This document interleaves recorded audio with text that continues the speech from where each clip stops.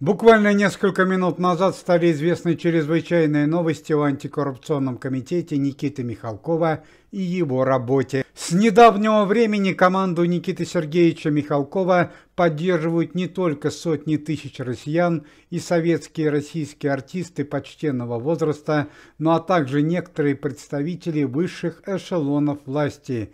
Например, министр обороны Российской Федерации Андрей Белоусов уже стал членом антикоррупционного комитета, а также организацию по борьбе с преступностью и коррупцией поддерживает начальник Следственного комитета Российской Федерации товарищ Бастрыкин. С такой сильной поддержкой антикоррупционный комитет заработал еще мощнее, и тому доказательство многие аресты публичных личностей, которые совершили грубейшие правонарушения, включая семью Ксении Собчак, Татьяну Навку и телеведущую Елену Васильевну Малышеву. Ну а сегодня утром наконец-то были собраны необходимые доказательства для официального ареста одного из главных виновников трагедии во время спецоперации, бывшего министра обороны Российской Федерации Сергея Шойгу. Ордер на арест высокопоставленного чиновника выдал лично товарищ Бастрыкин. Правда, арест Сергея Шойгу состоялся в весьма необычном месте. Бывшего министра обороны Российской Федерации задержали во время грубейшего нарушения правил домашнего ареста, под который он был помещен еще месяц назад. Сергея Шойгу арестовали на Кунцевском кладбище столицы у могилы его недавне погибшего сына, молодого российского певца и блогера Даниила Шойгу. К слову сказать, что Даниил Шойгу и зять бывшего министра обороны Российской Федерации Алексей Столяров были помещены в следственный изолятор еще месяц назад за финансовое мошенничество в особо крупном размере, поставки некачественного оборудования в зону спецоперации и получение крупных денежных взяток. Однако во время следственного эксперимента Алексей Столяров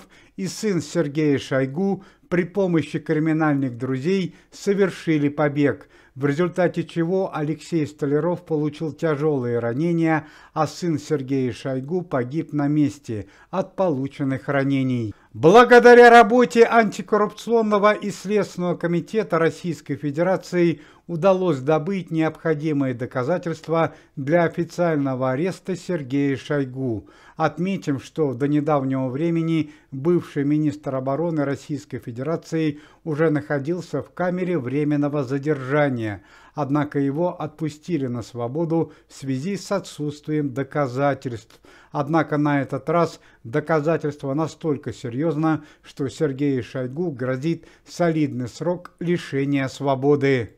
Помимо финансового мошенничества в особо крупном размере и получения денежных взяток, Сергей Шойгу в первую очередь будет обвиняться в поставке некачественного оборудования в зону спецоперации, что в итоге привело к многочисленным трагедиям. Надо отметить, что помимо ареста Сергея Шойгу, антикоррупционный комитет в самые короткие сроки смог арестовать и конфисковать незаконное имущество и недвижимость бывшего министра обороны Российской Федерации на территории России, ближнего и дальнего зарубежья, а также многочисленные финансовые счета.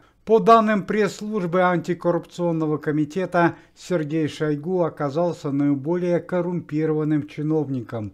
В ходе следственных работ было арестовано незаконной недвижимости, имущества и финансовых счетов на общую сумму более 5 миллиардов долларов. К слову сказать, что помимо Сергея Шойгу на данный момент под следствием под домашним арестом находится его зять Алексей Столяров и родная дочь Ксения Шойгу. Но и по традиции последние новости о антикоррупционном комитете Никиты Михалкова и его работе. Глава антикоррупционного комитета Никита Сергеевич Михалков и товарищ Бастрыкин выступили за возвращение смертной казни на территории Российской Федерации. Лично товарищ Бастрыкин обосновал свое мнение тем фактом, что на территории Российской Федерации стремительно растет число тяжких преступлений. Супругу пресс-секретаря Верховного Главнокомандующего Татьяну Навку из общей камеры перевели в отдельную. Причина перевода – это опасное инфекционное заболевание, которым страдает Татьяна Навка. Отметим, что Татьяна Навка оказалась в женском следственном изоляторе города Москвы месяц назад по причине злоупотребления властью и совершения незаконных финансовых операций. Бывшую российскую балерину и общественного деятеля Анастасию Волочкову сегодня срочно доставили в психиатрическую клинику.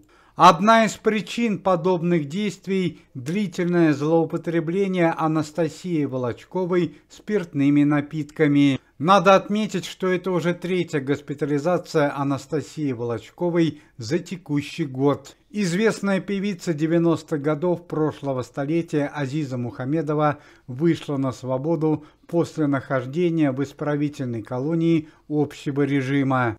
Певица Азиза отбывала наказание сроком 1,5 года за покушение на жизнь своего мужа, итальянца российского происхождения Александра Лорте.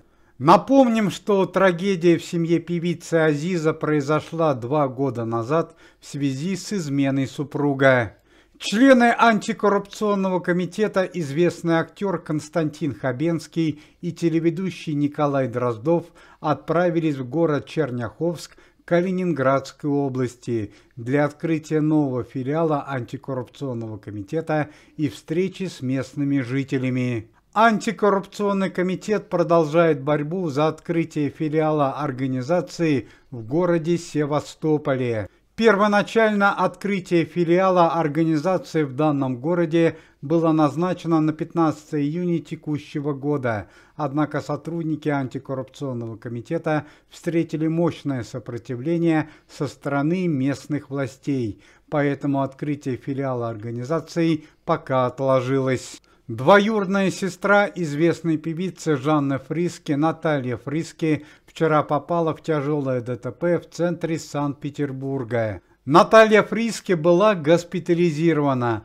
Какие травмы получены, информации не поступало. Состояние здоровья средне-тяжелое. Глава антикоррупционного комитета Никита Михалков посетовал на ситуацию, что в его команду абсолютно не вступает молодежь. Средний возраст сотрудников антикоррупционного комитета 65 лет. Наиболее вероятная причина, по мнению Никиты Михалкова, незаинтересованности молодежи в данной работе – тот факт, что сотрудники антикоррупционного комитета работают в организации на общественных началах. По мнению Никиты Сергеевича Михалкова, большие зарплаты в антикоррупционном комитете – это путь в никуда, ведь в этом случае молодежь будет стремиться в организацию только ради больших денег. Уважаемые зрители, если вы желаете выздоровления членам комитета и поддерживаете их деятельность, то можете поставить лайк под видео и написать поддерживающий комментарий.